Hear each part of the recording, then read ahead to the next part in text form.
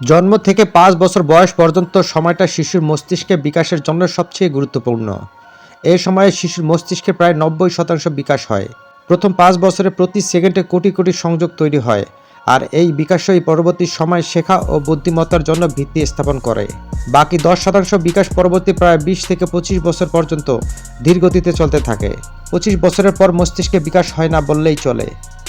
নিচে দেওয়া হলো এমন কিছু খাবারের তালিকা যা নিয়মিত খেলে শিশুদের স্মৃতি, মনোযোগ, শেখার ক্ষমতা ও মস্তিষ্কের সামগ্রিক স্বাস্থ্যের উন্নতি হতে পারে। নাম্বার 1, ডিম। প্রোটিন ও পুষ্টির চমৎকার উৎস, মস্তিষ্ক গঠনে সাহায্য করে দারুণভাবে। মস্তিষ্কের কোষগুলোর মধ্যে সংযোগ ও স্মৃতি গঠনের জন্য জরুরি। ডিমের প্রোটিন দীর্ঘ সময় শক্তি দেয়, ক্লাস বা পড়ানোর মনোযোগ করতে সাহায্য করে। নাম্বার 2, মাছ। ইলিশের তো অভাব নাই দেশে, তবে দেশি মাছ খাওয়াতে পারেন, সাথে সামুদ্রিক মাছও খাওয়াতে পারেন।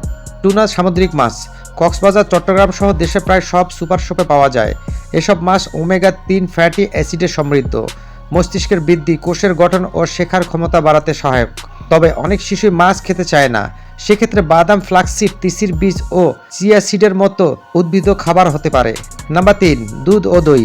প্রোটিন, ক্যালসিয়াম ও ভিটামিনের ভালো উৎস, এসব মস্তিষ্ক বিকাশের অপরিহার্য। দুধ, দই প্রোটিন, ভিটামিন B12, ক্যালসিয়াম ইত্যাদি নিয়ে স্নায়ু, হাড় ও দাঁতের বিকাশে সহায়ক। নাম্বার 4, সবুজ শাকসবজি।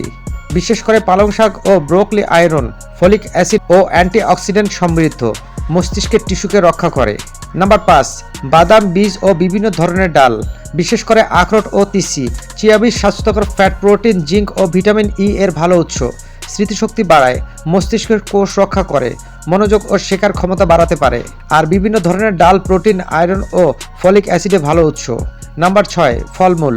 বিশেষ করে কলা ও বেরি জাতীয় ফল শিশুকে দিন, এসবে প্রাকৃতিক চিনি, পটাশিয়াম ও অ্যান্টিঅক্সিডেন্ট পাবে সে। এসব ফলের অ্যান্টিঅক্সিডেন্ট ও ভিটামিন মস্তিষ্কের অক্সিডেটিভ স্ট্রেস থেকে রক্ষা করে, স্মৃতি ও কোষ সংযোগ উন্নত করতে সহায়ক। অ্যাভোকাডো বিদেশি ফল হলেও সুপার শপগুলোতে পাবেন। এতে আছে শরীর ও মস্তিষ্কের জন্য ভালো মনোস্যাচুরেটেড ফ্যাট, যা মস্তিষ্কে রক্ত চলাচল ও কোষের স্বাভাবিক কার্যকলাপে সহায়তা করে। নাম্বার 7, গোটা শস্য।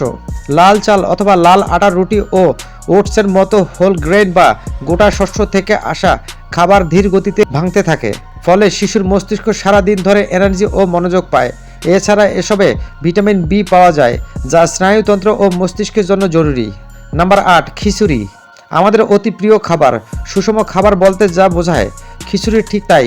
শিশুরা নতুন খাবার শেখার সময় মাছ, মাংস, ডিম, ডাল, শাকসবজি আলাদাভাবে সহজে খেতে চায় না, এতে তাদের পুষ্টির ঘাটতি হতে পারে। সেক্ষেত্রে খিচুড়ি হতে পারে সহজ ও সেরা সমাধান।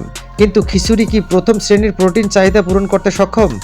উত্তরে হ্যাঁ, কেননা খিচুড়ি তো মূলত উদ্ভিজ্জ খাবার।